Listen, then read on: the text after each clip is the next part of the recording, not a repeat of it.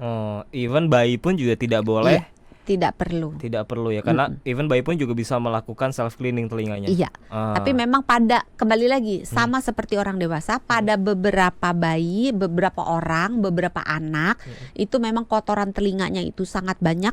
Tadi ya, faktor genetiknya, mungkin bentuk liang telinganya yang menyebabkan kotoran telinganya sulit, atau mungkin rambut di dalam liang telinganya yang terlalu lebat sehingga mau keluar susah gitu kan, atau kulitnya yang nyopot terus. Beberapa penyakit seperti psoriasis atau eksim itu kulitnya tuh ngelupas terus. Nah, kalau kulitnya ngelupas termasuk yang di dalam liang telinga, maka kotoran telinganya otomatis akan bertambah gitu kan, sehingga kemungkinan untuk dia nyumbat juga makin tinggi. Atau kebiasaan masukin earphone lah, alat bantu dengar lah, itu akan membuat sumbatan.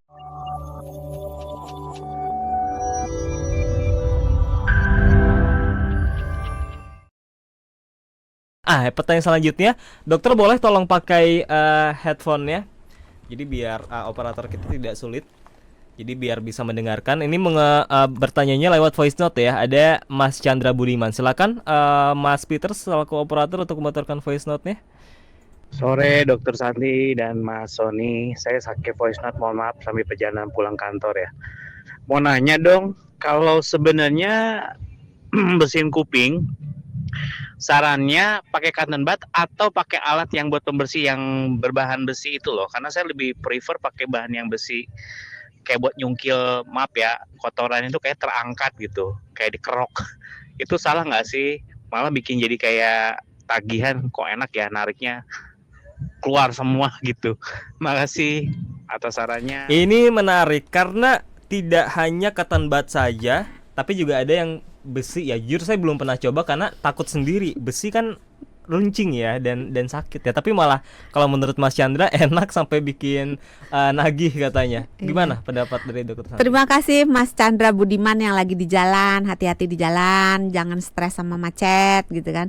Memasukkan benda-benda termasuk cotton bud, termasuk pembersih telinga yang terbuat dari besi, dari kayu, dari bambu, termasuk jepit baju. Kadang suka ini nih, tutup pulpen gitu kan. Apapun, orang-orang itu kreatif gitu, seneng banget masukin sesuatu ke dalam telinga.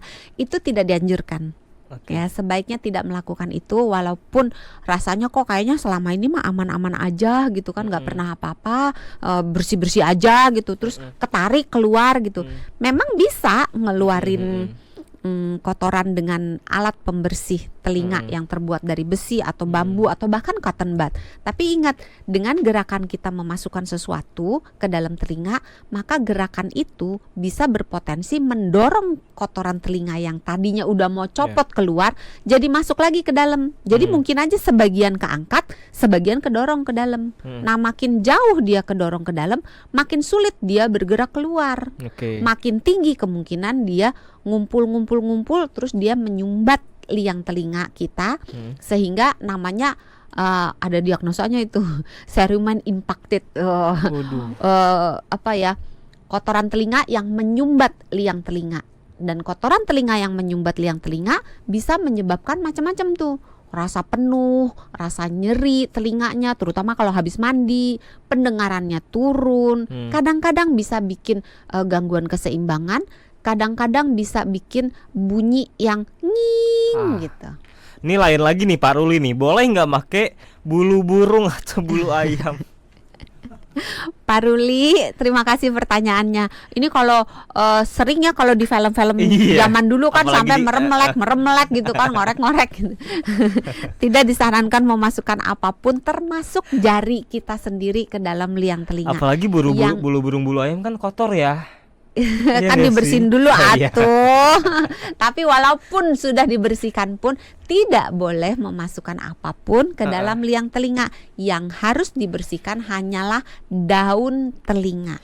Liangnya tidak perlu. Saya pernah melihat video di medsos. Jadi ada alat untuk kayak semacam lilin, Dok. Jadi lilinnya dilelehkan. Iya, dibakar gitu kan. Terus nanti, itu gimana? Itu aman nggak? itu sangat tidak dianjurkan. Itu bahkan lebih berbahaya daripada cotton bud. Karena gini, pertama mungkin belum ada sebagian yang belum tahu konteksnya, mungkin boleh dijelaskan dulu Dok, itu tuh sebenarnya cara kerjanya gimana? Sebetulnya secara medis itu tidak terbukti sih. Oke, jadi itu tuh kan kayak lilin dibakar, dilelehkan, terus didekatkan di telinga ya. Ditaruh di dalam liang telinganya, terus dianggap entah klaimnya macam-macam ya. Iya. Ada yang asapnya itu membersihkan, ada yang panasnya itu membuat tekanan di dalam telinga jadi bisa nyedot kotorannya. Tapi intinya semua tindakan itu membahayakan telinga, bisa terbakar, bisa kotoran. Kan namanya kita membakar sesuatu tentu ada abunya kan, arang-arangnya, asapnya, dan itu akan masuk ke dalam liang telinga. Dan ya kadang-kadang mereka bilang lah inilah kotoran telinganya. Ya sebenarnya itu bukan kotoran telinganya, tapi hasil pembakaran abunya. Itu sangat tidak disarankan berarti ya. Iya. Okay. Ada juga resikonya banyak ada sih. juga saya pernah melihat, jadi alat mungkin cotton bud atau apalah namanya, tapi dia bisa ada semacam alat tambahan untuk melihat langsung ke, ada lampunya gitu. Ada semacam kayak mungkin kamera ya. Jadi sambil kita ngorek bisa ngelihat dalamnya kayak gimana. Nah, itu gimana? Artinya kan sebenarnya agak susah saya menjawabnya karena pada dasarnya dokter THT pun menggunakan alat untuk mengeluarkan kotoran telinga. Jadi biar bisa dilihat gitu ya kan? Si dalamannya itu apa Iya, gitu kan? Pakai pencahayaan yang baik sehingga bisa melihat seluruh liang telinga dengan baik. Bisa pakai pembesar dan pencahayaan yang baik. Masalahnya orang awam itu kan tidak menguasai liang telinga gitu, tidak dan alatnya pun kurang kecil. Jadi kemungkinan untuk si alat tersebut mendorong kotoran telinga makin jauh ke dalam itu tidak terhindarkan. Nah, kalau THT, dokter THT dengan alatnya dia, walaupun sama-sama alat yang sama-sama dimasukkan ke dalam liang telinga, tapi bentuk alatnya berbeda dan keahlian dari dokter ya tentunya beda lah ya. Beda. Nah, jadi memang nggak bisa sembarangan. Bukan berarti nggak boleh, tapi tidak dianjurkan. Dan kalau memang harus dilakukan, sebaiknya dilakukan oleh yang sudah profesional alias dokter THT. Ya. Nah, kalau bayi Dok gimana? Kalau bayi biasanya kita bersihkan liang telinganya. Oh, even bayi pun juga tidak boleh. Iya. Tidak perlu ya, karena even bayi pun juga bisa melakukan self cleaning telinganya. Iya. Tapi memang kembali lagi sama seperti orang dewasa, pada beberapa bayi, beberapa orang, beberapa anak itu memang kotoran telinganya itu sangat banyak. Tadi ya, faktor genetiknya, mungkin bentuk liang telinganya yang menyebabkan kotoran telinganya sulit, atau mungkin rambut di dalam liang telinganya yang terlalu lebat sehingga mau keluar susah gitu kan, atau kulitnya yang nyopot terus. Beberapa penyakit seperti psoriasis atau eksim itu kulitnya tuh ngelupas terus. Nah, kalau kulitnya ngelupas termasuk yang di dalam liang telinga, maka kotoran telinganya otomatis akan bertambah gitu kan, sehingga kemungkinan untuk dia nyumbat juga makin tinggi. Atau kebiasaan masukin earphone lah, alat bantu dengar lah, itu akan membuat sumbatan. Nah, lantas Dok, kalau kuping kita gatal, apa yang harus kita lakukan kalau nggak boleh dikorek? Karena kan suka apa ya? Suka gatal diri ini kalau telinganya gatal. Kita suka merasa gatal kalau telinganya gatal. Iya, rasa gatal itu akan dihilangkan kalau telinganya tidak gatal. Puter aja terus. Boleh dibantu misalnya meneteskan cairan salin yang cukup, bukan hangat ya, yang suhu cairan salin tersebut sama dengan tubuh kita, ditetesin. Tapi kembali lagi, syaratnya gendang telinganya utuh, tidak terpasang tuba, tidak ada tanda infeksi, tidak ada nyeri. Itu boleh dicoba dengan meneteskan cairan salin atau obat pelunak kotoran. Atau kalau mau menggunakan misalnya kepepet banget nggak ada, boleh menggunakan minyak zaitun atau minyak bayi, baby oil itu boleh. Tapi tentunya lebih dianjurkan cairan salin atau cairan pembersih telinga. Oke, wah muncul Khusus lagi ya. nih pertanyaan yang datang. Pak Henry deh, ada terapi kalau kotoran yang sudah masuk terlalu dalam, cara bersihkannya gimana? Apakah ada terapi kah? Seperti memasukkan cairan atau disedot keluar? Iya, terima kasih Mas Henry. Kembali lagi dipastikan dulu gendang telinganya utuh, Aman. tidak ada tuba, tidak ada tanda infeksi, tidak ada nyeri, maka boleh dicoba kalau mau. Kalau nggak mau langsung ke THT. Boleh dicoba irigasi telinga. Jadi ditetesin telinganya dengan cairan pelunak kotoran Oke. atau dengan cairan salin atau cairan infus. Dicoba beberapa kali. Kalau nggak keluar juga sebenarnya pakai siring juga boleh sih, pakai siring itu tabung yang buat jarum suntik itu, tapi nggak ada jarumnya. Oke. Itu kita sedot cairan, masukin, terus bersama dengan cairan itu biasanya kotoran telinganya juga keluar. Caranya dijual bebas nggak, Dok?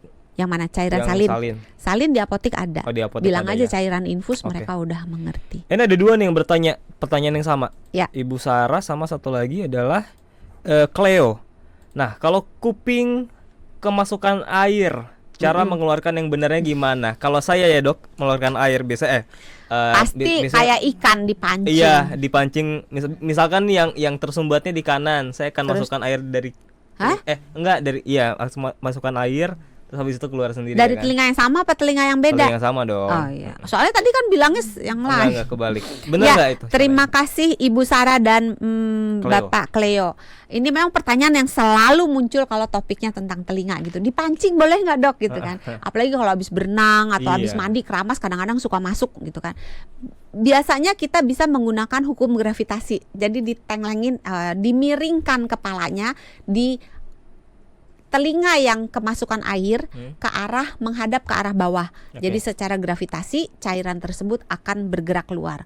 Mau pakai lompat-lompat boleh, mau telinganya agak dijewer ke atas dan ke belakang supaya liangnya itu jadi lurus boleh. Kok saya jadi ikut menjerengkan kepala ya?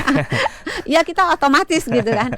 Terus bisa juga kita pakai hukum cupping dengan Cupping tuh. telapak tangan yang nggak ada jarinya, yang di telapak tangan, terus ditangkupkan di lubang telinga, di daun telinga yang kemasukan cairan, terus kayak ditahan di apa namanya, terus dibuka, dilepaskan tekanannya, di ini lagi jadi kayak dipok-pok gitu loh. Oh iya. Dimasukin tekanan lepas gitu. Jadi itu cairannya akan Kalau kebawa dipancing keluar. boleh nggak, Dok? Dipancing masukin air lagi?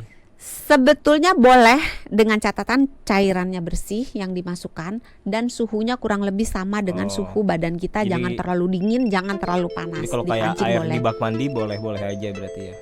Dengan catatan itu ya, bersih Ya, dan tidak bersih. terlalu dingin, terlalu Oke. panas. Tapi sebaiknya itu tadi, atau pakai hair dryer boleh. Hair dryer. Hair dryer pengering rambut itu Diapakan? dipasang kira-kira 30 cm dari arah liang telinga, terus dikeringin. Dia kering juga gitu.